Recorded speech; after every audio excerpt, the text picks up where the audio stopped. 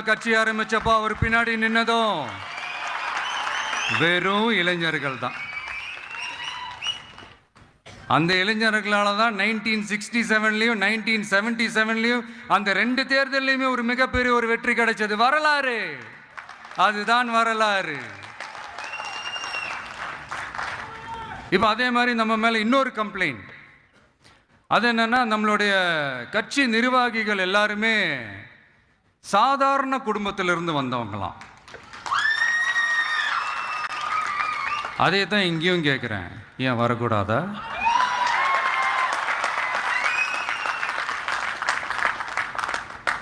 சாதாரண குடும்பத்திலிருந்து வந்தவங்க தான் பெருசு பெருசா சாதிச்சிருக்காங்க. இன்னும் சொல்ல போனா நம்மளுடைய கட்சி எளிய மக்களுக்கான கட்சி தானே. அப்படி இருக்கும்போது நம்மளுடைய கட்சி நிர்வாகிகளும் எளிய குடும்பத்தை சேர்ந்தவங்களா தான் இருப்பாங்க. நம்மளுடைய கட்சி ஒன்றும் பண்ணையாறுகளுக்கான கட்சி கிடையாதுல்ல.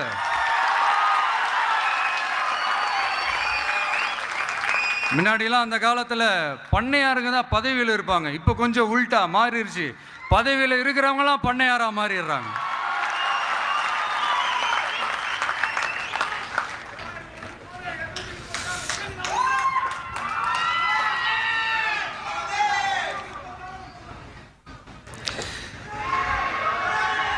மக்களுடைய நலனை பற்றியோ, நாட்டோட நலனை பற்றியோ, வளர்ச்சிகளை பற்றியோ எதை பற்றியும் கவலைப்படாமல் பணம் பணம் பணம், எந்தெந்த வழிகளில் எந்தெந்த ரூட்லலாம்,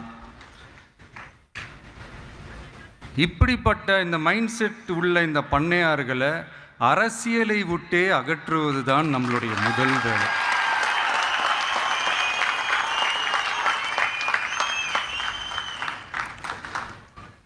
அதை ஜனநாயக முறைப்படி நம்ம செய்கிறதுக்கு தான் 2026 தேர்தலை நம்ம சந்திக்க போகிறோம். அந்த தேர்தலை சந்திக்க ரொம்ப ரொம்ப முக்கியமான விஷயம் பூத் லெவல் ஏஜென்ட்ஸ், BLA அப்படின்னு சொல்லுவாங்க. அது ரொம்ப ரொம்ப முக்கியம். ஏன்னா நீங்கள் பார்த்தீங்கன்னா தமிழ்நாட்டில் அந்த பெரிய பெரிய கட்சிகளுக்கு தான் அந்த BLAலாம் ரொம்ப ஸ்ட்ராங்காக இருக்கும்னு சொல்லுவாங்க. ஒரு அப்புறம்